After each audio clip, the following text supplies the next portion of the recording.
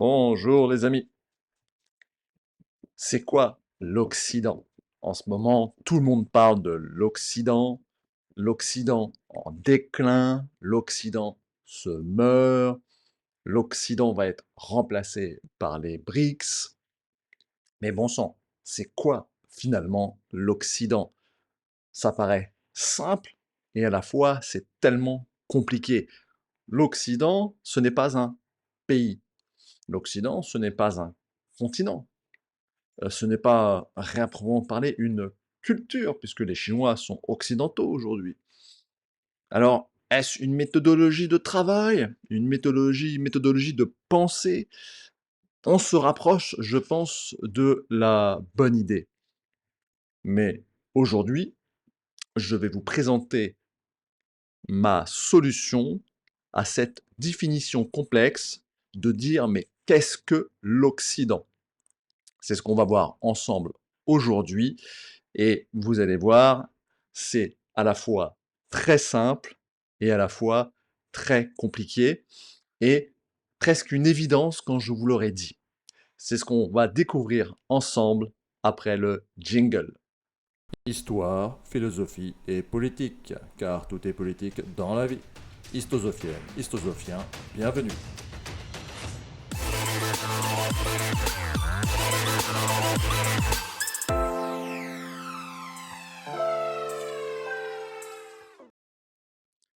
Alors, qu'est-ce que c'est que l'Occident? Bon sang de bonsoir, mais c'est quoi l'Occident? Eh bien, je vais vous montrer une image qui va parler d'elle-même et qui va définir l'Occident. Voilà. L'Occident, c'est la culture de la table en opposition à la culture du sol. La culture du sol est la culture de la table. Alors, ça paraît peut-être presque évident quand je vous le dis, mais j'ai pris un certain temps pour comprendre cela et le définir.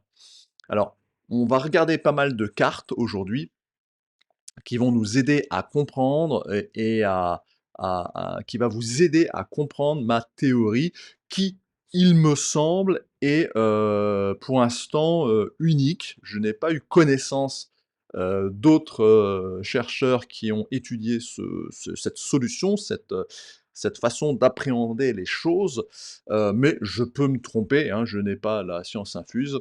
En tout cas, pour moi, elle me paraît maintenant aujourd'hui évidente. Il y a la culture de la table, ce que vous voyez derrière moi, mais qui touche aussi la Chine. C'est ce qu'on va voir avec les cartes. Et ensuite, il y a la culture du sol, les civilisations, les cultures qui n'ont pas réellement de table, euh, si ce n'est que pour l'élite, la super élite peut-être. Alors, vous voyez la carte derrière moi, il y a des pays qui sont assurés en rouge, d'accord? Ça, c'est les pays dits de la culture des tables. Vous voyez que la Chine est intégrée dans cette culture, bien évidemment, et qui va jusqu'au Vietnam. Le Vietnam est un pays particulier au sein de l'Asie du Sud-Est et du Sud en général, qui sont des cultures du sol. L'Inde, euh, on va en parler après. Mais donc le Vietnam est un cas particulier parce qu'en réalité, les Vietnamiens ont été colonisés pendant 1000 ans par la Chine. Et c'est une culture, en réalité, culturellement assez proche des Chinois, et assez différente de ses voisins, hein, qui est le Cambodge, le Laos, la Thaïlande, et cetera, qui sont des cultures du sol. Et à proprement parler, le Vietnam a cette culture de la table, des érudits, hein, mais qui vient de Chine. Alors, l'Inde. L'Inde, vous voyez, je ne l'ai pas mis en hachurage. J'aurais pu mettre le nord de l'Inde en hachurage, mais globalement, l'Inde est une culture du sol. Alors, bien sûr, au nord, vous avez la civilisation indo-européenne qui a influencé, etc. Donc, on pourrait mettre une partie en hachurage. L'Australie, que vous voyez, la Nouvelle-Zélande, est également en hachurage rouge, parce que c'est la colonisation, bien évidemment. quand je vous montrerai la corrélation avec le QI, si on enlève la colonisation, c'est-à-dire l'arrivée des Occidentaux, vous voyez, des Européens, vous voyez, ma langue a fourché, l'arrivée des Européens, vous comprendrez que sans les Européens, c'est une civilisation du sol avec un des QI les plus bas au monde, hein. Bon, l'Afrique est globalement une culture du sol. J'aurais peut-être pu distinguer un petit peu l'Afrique du Nord dans certains cas, et encore, c'est pas évident. J'ai mis l'Égypte en hachurage, car l'Égypte est, à proprement parler, une culture de la table dans sa version antique. L'Égypte antique avait des tables et des chaises pour étudier, etc. Bon, l'Europe, dans sa globalité, est bien évidemment une culture de la table. La Russie, c'est pareil, bon, je me suis pas pris la tête à diviser la Russie en 2, mais bien sûr, la Russie, de la culture de la table, c'est la Russie la plus occidentale, au sens géographique, j'entends, hein. La plus à l'ouest, si vous préférez, et toute une partie, asiatique, et bien évidemment une culture du sol, hein, comme les Mongols, que vous voyez ici, qui n'est pas une culture de la table, hein, les yourtes, et cetera, c'est le sol, hein, culture du sol. D'ailleurs, la plupart des grands peuples, comment dire? Des steppes sont des cultures du sol.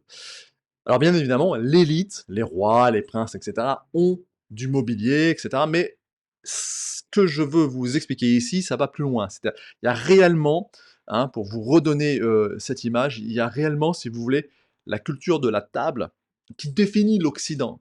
Mais en Chine, c'est pareil. Les Chinois ont développé parallèlement, on le verra dans la partie histoire, ont développé parallèlement ce mobilier. Ce mobilier qui permet, alors, on va parler un petit peu quand même hein, de productivité entre guillemets, le fait d'avoir une table.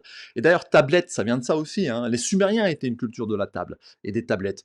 Euh, à partir du moment où on a un bureau, si vous préférez, assis, à une position assise confortable avec une table, on peut écrire, on peut se développer, on peut réfléchir, etc. Donc, l'organisation et productivité, l'apparition des tables et des chaises a permis aux scribes, par exemple, et aux lettrés de disposer d'un espace organisé et dédié à l'écriture, améliorant leur productivité. Heu, confort et endurance, l'utilisation de chaises et de tables offre un confort accru, permettant aux écrivains, aux intellectuels, aux chercheurs de travailler des longues heures, sans ressentir de la fatigue. Quand vous êtes installé par terre, et cetera, c'est moins confortable. Et ça a permis la diffusion des connaissances. Avec la prolifération des tables et des chaises, ça s'est répandu, l'école s'est développée, les bibliothèques, on peut accueillir des étudiants et ainsi de suite. Et après, il y a eu une évolution sociale et culturelle. Les civilisations qui ont développé des systèmes d'écriture sophistiquée, hein, j'entends une écriture élaborée, ont adopté l'usage des chaises et des tables. Et c'est indéniable. Vous avez la carte que je vous ai montrée. L'Égypte ancienne, comme je vous le disais, la Grèce antique, la Chine, ont tous, les Sumères aussi en partie, ont tous développé dans les mêmes, plus ou moins les mêmes périodes, la culture de la table, en opposition à la culture du sol. Enfin, technologie et infrastructure, la fabrication des meubles adaptés à l'écriture, à l'étude, à la lecture même, tels que des bureaux et chaises ergonomiques, a évolué parallèlement au progrès technologique et avec l'urbanisation, souvent soutenant ainsi le développement des infrastructures éducatives et administratives. Vous voyez par exemple la Chine, comme si je vous remets un petit peu la carte, euh, vous voyez la Chine derrière moi, hein, hop, ici, voilà, tout ça là, jusqu'au Vietnam, hein, c'est la civilisation des lettrés, des intellectuels et qui sont dans l'administration chinoise. Et ce sont des gens qui ont des bureaux. Ils ont une position assise. Et ils ont du bureau et ça leur permet de travailler, hein. C'est tout intellectuel, entre guillemets, travaille sur une table. Bon, après, on peut avoir une table haute, une table basse, ça peut un peu varier, mais globalement, c'est le cas, d'accord? Donc voilà un petit peu pour cette introduction. Je terminerai juste sur les facteurs qui démontrent que le développement de l'écriture et l'adoption des chaises et des tables sont liés, hein. Regardez la carte derrière, elle parle d'elle-même. Donc d'ailleurs, je vais vous en mettre tout de suite la deuxième. Ça, c'est la même carte, donc vous voyez un peu les rayures, etc. Zoomez un peu s'il faut. Et là, je vous ai mis les coefficients de QI derrière, d'accord? Et vous voyez qu'en plus c'est rouge, plus le QI est élevé. L'Australie, je le redis, c'est à cause de la colonisation. Je me pousse un petit peu, vous voyez l'Afrique. Donc tout le continent africain. Alors, je fais des généralités. Il y a sans doute des civilisations d'Afrique qui avaient des tables, etc. C'est une généralité. On est obligé de faire comme le QI. Hein. Le QI, c'est des moyennes. Ça ne veut pas dire qu'il y a des gens que pas du tout. Hein, enfin, il y a des gens très intelligents en Afrique. On parle de moyenne, d'accord? Et d'ailleurs, le QI le plus élevé, c'est pas la Chine, mais c'est Taïwan. Taïwan, ici après le Japon, la Chine et ainsi de suite. Donc ça, c'est les QI les plus élevés. C'est même pas en Europe où vous trouvez la moyenne des QI les plus élevés. C'est dans les civilisations de la table asiatique, dans les civilisations des tables asiatiques. D'accord? Donc voilà un peu pour cette carte. Je vais vous faire un petit zoom sur plusieurs. Donc voilà la carte générale. Je vais vous faire un petit zoom ici sur le cas de l'Australie parce que si j'enlève euh, la colonisation, c'est-à-dire les Européens, l'Australie est une civilisation bien évidemment du sol et a le QI le plus bas au monde. Une fois de plus, en moyenne, hein, d'accord? Ne n'hurlez pas au racisme, etc. Le QI ne définit pas la gentillesse, la bonté et l'amour. Hein. Le QI définit des capacités méthodologiques pour résoudre des problèmes, d'accord? Et qui est lié à la civilisation des tables. Alors je vais remettre encore, ouais, et là c'est donc telle qu'elle est avec la colonisation, l'arrivée des Européens, d'accord? Alors maintenant, voilà un peu la Chine en plus zoomé, ça c'est la carte des QI, mais vous voyez, Taïwan, 115, hein, c'est quand même une très haute, la Chine je crois que c'est 108, etc. Donc vous voyez, c'est quand même important. L'Europe, hein, pour que vous vous rendez compte, l'Allemagne a légèrement QI plus haut que la France, et ainsi de suite. Donc, voilà un petit peu pour ce point-là. Donc maintenant, je vais rentrer un petit peu dans la partie historique, d'accord? Alors, la partie je vous remets la belle chaise derrière ça c'est l'Occident, vous voyez? Et et à peu de choses près en Chine, ça sera pareil, vous voyez? Ça sera la même chose. Donc en réalité, l'Occident, définit également la Chine, toutes les cultures de la table et des chaises, d'accord? Alors, les traces entre guillemets «les plus anciennes», viennent de tables, hein, de tables vraiment de travail pour étudier et cetera. Vie et ouais, alors là, je vous remets la culture, ça c'est la Thaïlande, hein, où ils sont quand même très, très, très, fanatisés, avec le roi. Au Cambodge, c'est un peu la même chose, mais quand même un peu moins, hein, c'est un peu moins, rampant. Mais bon, voilà, ça c'est pas du tout occidental comme culture. Vous trouverez jamais ça en Occident. Et d'ailleurs, je vais vous le montrer, tout de suite, très rapidement avec une, petite illustration. Bien évidemment qu'en Europe, dans notre histoire européenne, bien sûr qu'on pose un genou à terre pour se faire adouber, et cetera. Il y a du respect, on s'incline, et cetera, et cetera. Mais jamais dans nos cultures européennes, ni chinoises, hein, qui sont quand même peut-être un peu plus liées à cette culture, hein. Parce que la Chine, c'est une culture de la table, mais il y a aussi la culture du sol, d'accord? Mais elle est moindre, elle est moindre. Mais en Europe, il n'y a jamais eu la culture du sol. On n'a jamais rampé par terre devant un roi. Et ça, c'est cette illustration qui est une légende, bien évidemment, du viking en Normandie qui doit prêter allégeance au roi. Et le roi lui aurait dit: «Embrassez-moi les pieds», ce qui s'est peut-être fait à des époques, hein. Mais ça, je pense que c'est une légende. Et là, je crois que c'est Roland, le chef viking, il dit: «Non, non, moi je vais pas faire ça». Il demande à un de ses soldats d'aller bien vouloir gentiment embrasser le pied du roi. Et le guerrier prend le pied du roi et le lève à hauteur de sa tête pour l'embrasser. Et bien évidemment, le roi tombe. Bon, c'est une légende, mais ça, c'est la civilisation de la table, d'accord? On ne rampe pas, on n'a pas cette culture de totale soumission, mais qui est du théâtre, hein, faut bien le comprendre, hein. C'est pas du tout, je dirais, c'est pas ce qui va empêcher les gens entre guillemets de se révolter ou voilà, hein. Bon, mais bon, voilà. Je vous remets la carte derrière, qui marie, niveau de QI et civilisation de la table, hein. Et là, vous voyez la corrélation, elle est claire et nette. Il n'y a pas d'appel possible. Alors, pour les colonies comme l'Amérique du Sud ou l'Australie, et cetera, je rappelle, c'est l'apport européen qui a changé les choses. Alors peut-être que dans des civilisations antiques, sud-américaines, il y avait des tables et des chaises comme des bureaux. Là, je ne m'y connais pas trop, je peut-être, c'est possible. Mais je pense que c'est quand même une culture du sol généralement. Alors maintenant dans l'histoire, la partie histoire, effectivement, l'Égypte ancienne a une culture de la table. L'Égypte ancienne utilisait des chaises et des tables dès 3000 ans avant Jésus-Christ principalement pour les élites, bien sûr, mais ces meubles permettaient une posture confortable pour les scribes, les prêtres, facilitant ainsi l'écriture et la lecture des hiéroglyphes. Cette posture améliore, contribuait à une meilleure concentration, une endurance accrue dans les tâches intellectuelles, bien sûr. La Grèce et la Rome antique, et cetera. Bien évidemment, en Grèce et en Rome, l'usage des chaises et des tables s'est généralisé notamment dans les, symposia, en également les banquets, hein, symposia, banquets, les écoles de philosophie.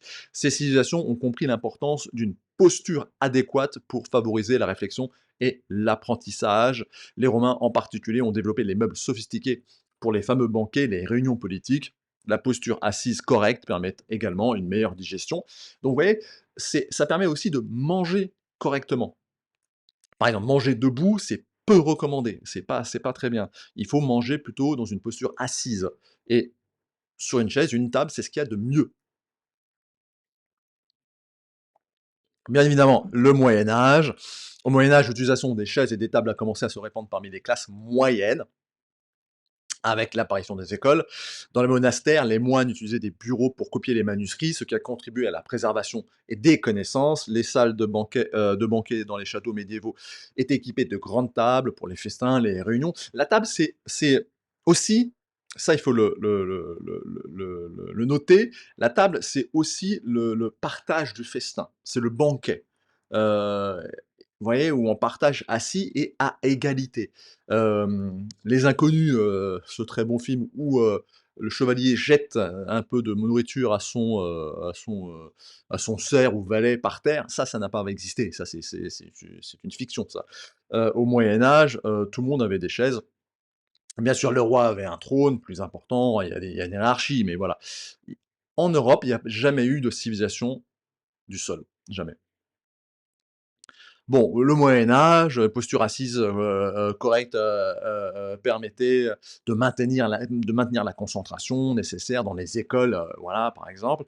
La Renaissance, bien évidemment, a marqué un tournant décisif. L'essor des arts et des sciences a conduit à une utilisation plus répandue des chaises et des tables. Les humanistes et les scientifiques travaillaient sur des bureaux, donc là, l'idée du bureau et des bibliothèques, des académies, l'architecture d'intérieur s'est adaptée pour accueillir ces meubles, un bureau, c'est grand, reflétant une, meilleure organisation de l'espace pour l'étude et le travail intellectuel. La posture ergonomique offerte par des meubles de cette époque a également contribué à l'amélioration de la santé des individus, du bien-être, et cetera, et cetera. Alors maintenant, on va parler de la Chine, parce que la Chine a connu ces mêmes évolutions. Quand je dis la Chine, c'est, la Chine et tous les un peu les pays qu'elle a influencés, bien sûr. Pendant la dynastie Ming, donc ça, on est à peu près au XIVe siècle, enfin 14-XVIIe siècle, la Chine a connu un développement économique et culturel significatif. L'utilisation des chaises et des tables s'est généralisée, d'accord? Influençant les pratiques domestiques et académiques. Les lettrés, travaillaient sur leurs bureaux bien conçus, facilitant l'écriture et la lecture. Cette période a également vu l'essor de la production de meubles raffinés, témoignant de l'importance accordée au confort et à l'esthétique. Une posture assise correcte favorise favorisée par l'utilisation de ces meubles, améliorer la concentration et la digestion, comme j'ai dit tout à l'heure, la position assise pour manger est ce qu'il y a de mieux d'un point de vue scientifique, hein. Bon, l'époque moderne, bien sûr, en Europe, l'industrialisation et l'urbanisation du 18-19e siècle, bon, même 17, 18, 19e, l'utilisation des chaises et des tables s'est standardisée, c'est tout le monde en a, voilà. Les bureaux équipés, les chaises ergonomiques sont devenus courants dans les écoles, les bureaux, les foyers. Cette évolution a permis une meilleure posture, augmentant la productivité, le bien-être des individus. Des avantages pour la santé tels qu'une meilleure digestion, une réduction des douleurs musculo-squelettiques ont également été reconnus. Donc voilà, pour vous dire à quel point cette carte que vous avez derrière moi, reflète. Ici, j'ai mis le QI, mais j'aurais pu mettre aussi le produit intérieur brut, le niveau de richesse,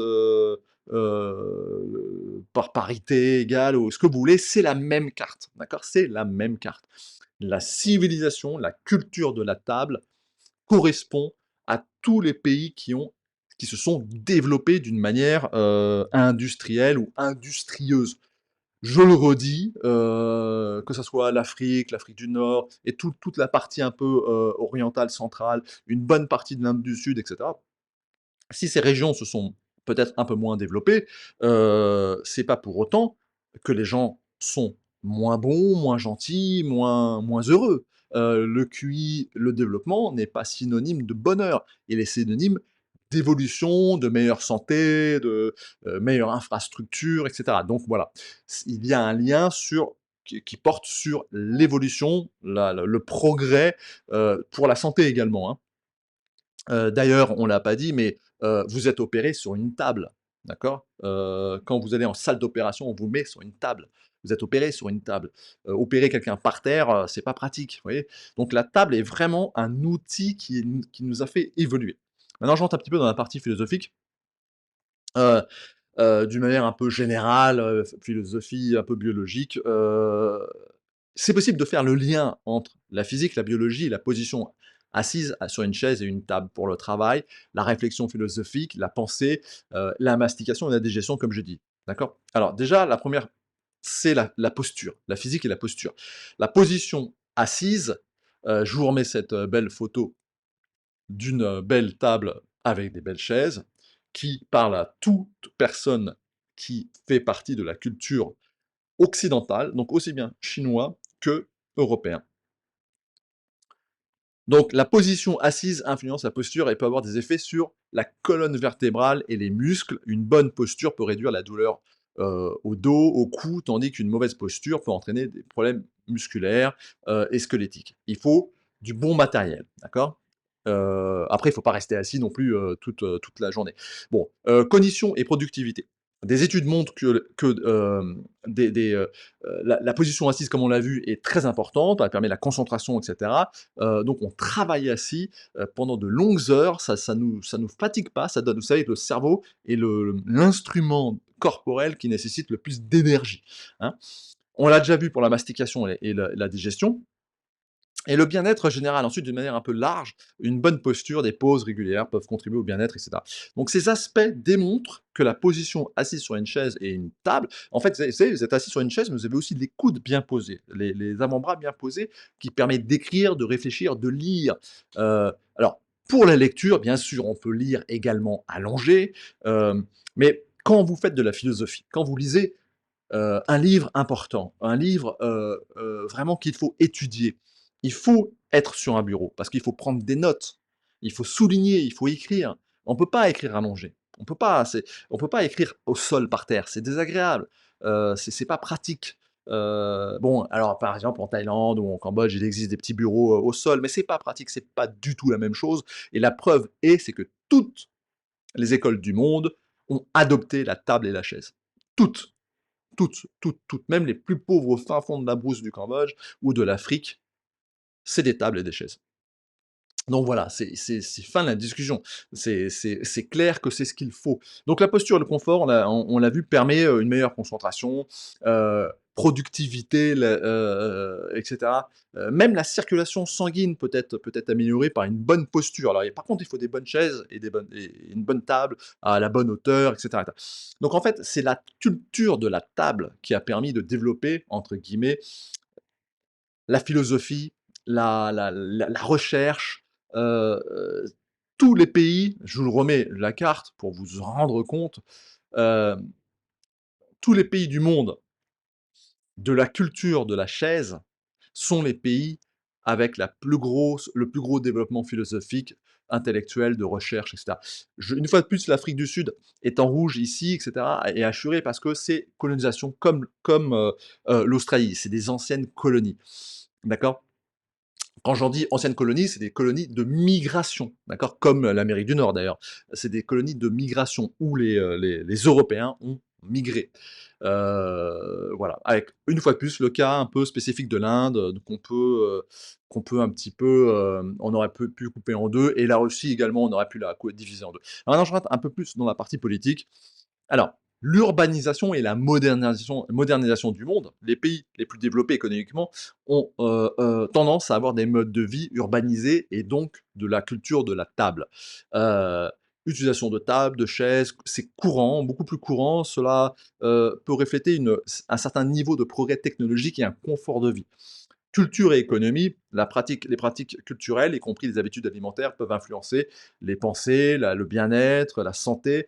Donc les pays, entre guillemets, que vous voyez derrière moi, les plus rouges, sont les pays où il y a la meilleure santé, où il y a les meilleures écoles, où il y a les meilleures, universités et ainsi de suite. Et c'est lié à l'éducation et à la connaissance.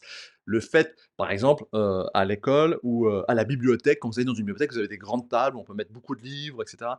C'est typiquement les cultures de la table. Et en plus, une table, on peut partager un livre, on peut prendre des notes, on peut lire à 2, 3.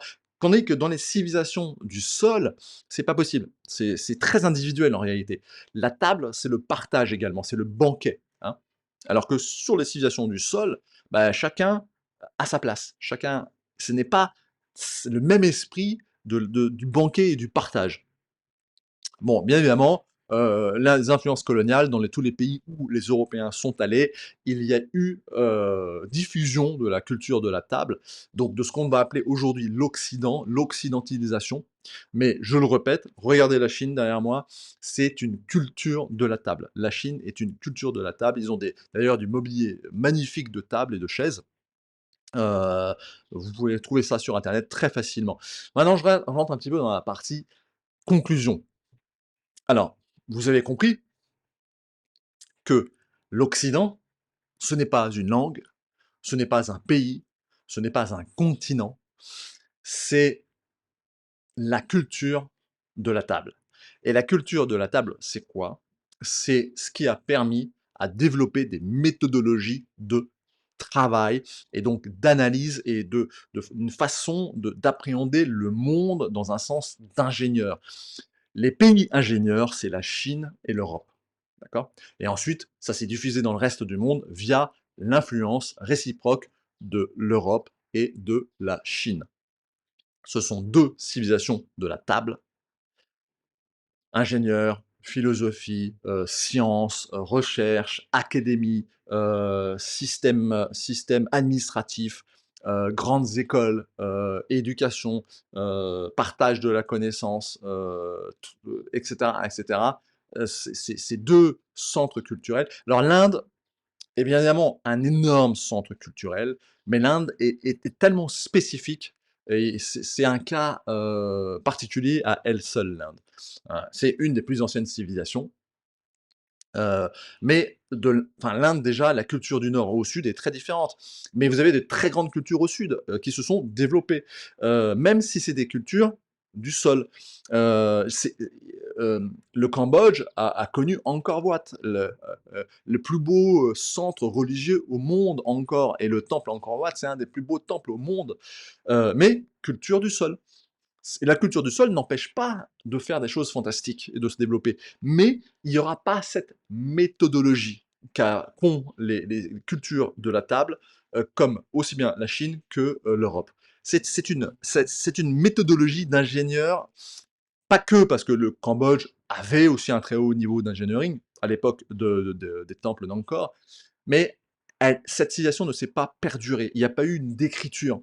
En fait, il faudrait lier, si vous voulez, la culture de la table avec la culture de l'écriture et de la diffusion de la connaissance. Le Cambodge avait des écritures, mais limitées sur des temples, et cetera. Bien sûr, les moines après ont recopié sur des petites bambous, et cetera. Mais c'est pas la même chose. Vous vous rendez compte les cultures de table, je le redis, Europe, Chine, en faisant simple, hein, d'accord? Une partie de l'Inde, bien sûr, et cetera, une partie de l'Afrique du Nord aussi, ou plutôt voir l'Afrique subsaharienne. Il y a sans doute eu des moments où des civilisations de la culture de la table, mais de manière générique et pour, simplifier un peu, parce qu'il faut simplifier, on est dans une vidéo ici et pas dans une thèse, vous avez la Chine qui a développé son système, culturel, d'engineering, de sciences, et cetera, culture de la table. L'Europe, pareil, le moyen du Moyen Âge jusqu'à, jusqu'à la Révolution, si vous voulez, il y avait une explosion intellectuelle, philosophique, scientifique, et cetera. Culture de la table. Donc, en conclusion, l'adoption des chaises et des tables à travers les différentes époques et cultures montre un lien étroit entre le développement cognitif, donc la carte du QI que vous avez derrière moi, et économique, le développement. Ces meubles ont non seulement amélioré le confort de la posture, mais ont également favorisé l'organisation de l'espace de travail et d'études. C'est le bureau jusqu'au partage des connaissances lors des banquets. Le banquet, heu, c'est quelque chose qui existe en Chine, quelque chose qui existe en Europe, c'est le partage de la convivialité est dans le partage. Vous comprenez? C'est très important. Par exemple, Jésus, sur la scène, il est sur une table, il n'est pas par terre. Jésus n'était pas une civilisation du sol. C'est le cas particulier d'Israël aujourd'hui, parce que qui est une culture occidentale, dans le sens carrément européenne, hein. Ces meubles ont seulement amélioré le confort et la posture, mais ont également favorisé l'organisation de l'espace de travail et d'études, contribuant ainsi à l'essor de la pensée et de la productivité intellectuelle. De plus, une posture ergonomique a des avantages biologiques, notamment une meilleure digestion, une concentration accrue et une réduction des douleurs musculo-squelettiques. Par ailleurs, la culture n'ayant pas adopté largement l'utilisation des chaises et des tables, euh, euh, ont peut-être manqué certains de ces avantages ergonomiques et cognitifs, ce qui pourrait avoir freiné le développement à ces égards. Alors, bien évidemment, une fois de plus, je le redis, il n'y a pas de jugement, de hiérarchie, de dire, etc. Au Cambodge, qui est une culture du sol, mais avec une influence chinoise tout de même. Les gens sont très heureux, il y a pas de problème. Mais bon voilà, c'est différent. Il y a des choses qui vont nous choquer, qu'on ne fera pas. Quand Chirac a été en Thaïlande, vous vous souvenez, il y a maintenant peut-être une vingtaine, une trentaine d'années, les serviteurs, rampaient, devant le roi et cetera, et pour lui amener un thé, Chirac s'est levé et a dit: «Arrêtez, je ne veux pas voir ça». Voilà, parce que nous sommes la culture de la table. Vous voyez que, quand un Chinois, vient dans cette pièce, il n'est pas perdu, il n'est pas dépaysé. Il s'adapte très vite parce que c'est la même chose chez lui. Il a la même culture, il a la même culture. Alors, bien sûr, il y a des différences, on n'est pas tous exactement pareils, mais il sera pas dépaysé parce qu'en Chine, c'est la même chose. Heu, les mandarins, si vous voulez, c'est la culture mandarine de ces lettrés, ils ont des bureaux comme nous et ça s'est développé en même temps, sans contact d'ailleurs, hein. Alors maintenant, après, bien sûr, il y a eu des théories, dont ce fameux écrivain, bon je l'ai pas, là tout de suite, mais c'est le livre, des transferts des gènes, et cetera. Lui dit en fait, vous voyez, en fait, on pourrait définir la culture, de la table et de la chaise comme étant limitée, géographiquement par une, latitude nord et une latitude sud. Vous voyez? Parce que hop, c'est toute une partie. Et ça, c'est ce que beaucoup de scientifiques, de chercheurs, de géographes ont défini comme étant une aire de transfert horizontale. D'accord? Et ça, c'est toute la culture qu'on voit ici sur la carte, hein, avec le QI d'ailleurs, hein, et c'est assez significatif et simple à comprendre. La culture a pu se diffuser dans ce bandeau-là, et combien même, par exemple, certaines cultures ici ne sont pas en hachurage comme l'Iran, la Perse, par exemple. La Perse est comme l'Inde, elle a aussi une partie culture des tables, parce que ce sont des Indo-Européens, et les Indo-Européens ont adopté ces cultures de table et de chaises. Mais la Perse est quand même en partie une culture du sol, et dans ce sens, on va dire un petit peu, pour terminer, la culture du sol, elle a quand même une certaine hiérarchie, heu, totalitaire, d'accord? Alors, je vais vous montrer ici. Dans mon livre Espace épais, j'ai défini 2 types de sociétés, qui sont celles que je viens de vous expliquer globalement, hein. Vous avez, dans le schéma ici, de la, complexification des sociétés, vous avez la société dite traditionnelle, ça c'est la culture, c'est la société du sol, d'accord? C'est une violence, hiérarchique, d'accord? Ça va du haut vers le bas. Pour vous en pour le comprendre, et bien écoutez, il suffit de regarder, cette photo. Ça, c'est le roi de Thaïlande, et ça, à ses pieds, allongé par terre, rampant, c'est une de ses épouses. Je pense que c'est son épouse principale. Et ça, c'est une cérémonie, je pense que c'est la cérémonie du mariage d'ailleurs, il me semble, hein. J'ai pas tout en tête, mais bon, voilà, vous voyez? Ça, c'est la culture du sol. Et ces cultures-là et ça va jusqu'en Iran. Quand je disais l'Iran ou l'Inde, vous voyez, ça touche parce que c'est des cultures mixtes. Ça n'existe pas en Europe, mais même pas en Chine. Les Chinois ne rampent pas devant leur, devant leur roi. Ils s'inclinent, il y a du respect, comme nous aussi, on met un genou à terre s'il faut, et cetera. Mais ça, c'est très particulier. Et donc ça, c'est ce que j'ai appelé moi ici, société traditionnelle, violence hiérarchique. Vous voyez? Au sommet, c'est une pyramide et on s'incline, c'est la société, on rampe, et cetera. Mais une fois de plus, je vous le redis, hein, c'est un peu du cinéma, parce que par derrière, c'est très violent. Mais ça, c'est la violence hiérarchique, individu aliéné aux traditions, d'accord? Individu aliéné aux traditions, c'est ce que vous voyez les gens ici dans la rue qui sont rampants, qui s'inclinent devant leur roi, ça c'est l'aliénation aux traditions. Et là, à droite, vous voyez le Roland le Viking, le soldat guerrier nordique, il prend le pied du roi, puis il le balance en l'air. D'accord. Lui, il n'est pas aliéné aux traditions. Lui, il est aliéné à autre chose. Ça, c'est la société libérale, c'est une violence transversale. D'accord. Et là, l'individu est aliéné aux technologies. C'est nous, c'est l'Europe et la Chine. Les Chinois, ont lancé des satellites quantiques, à cryptographie quantique, ont une, station spatiale, envoient des fusées dans l'espace. Voilà, la Chine est aussi avancée que l'Europe, je veux dire, à peu de choses près. Il y a peut-être encore les Américains qui sont, un peu plus en pointe, militairement, parce que les Américains, c'est des fous de guerre.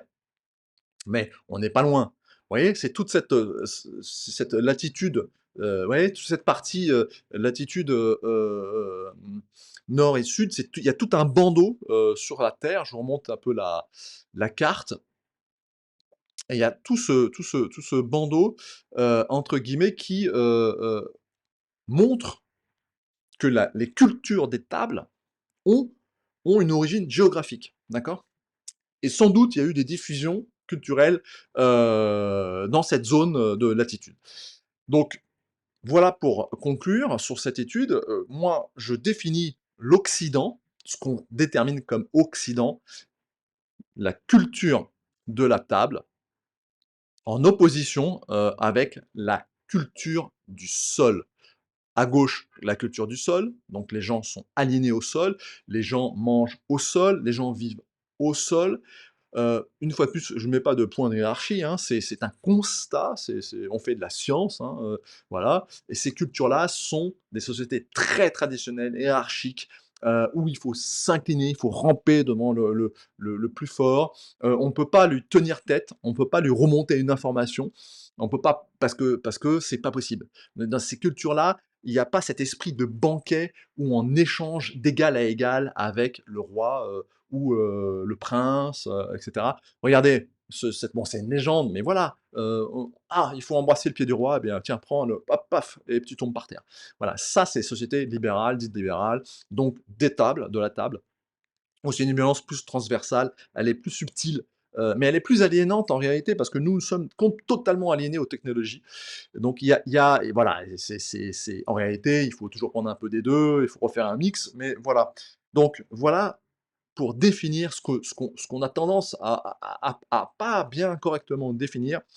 L'Occident, ce n'est pas, la partie occidentale, de l'Europe, non. L'Occident, ce qu'on appelle aujourd'hui Occident, c'est la culture de la table, en opposition aux cultures du sol qui sont un peu le reste du monde. Voilà mes amis, à bon entendeur, salut, à très bientôt.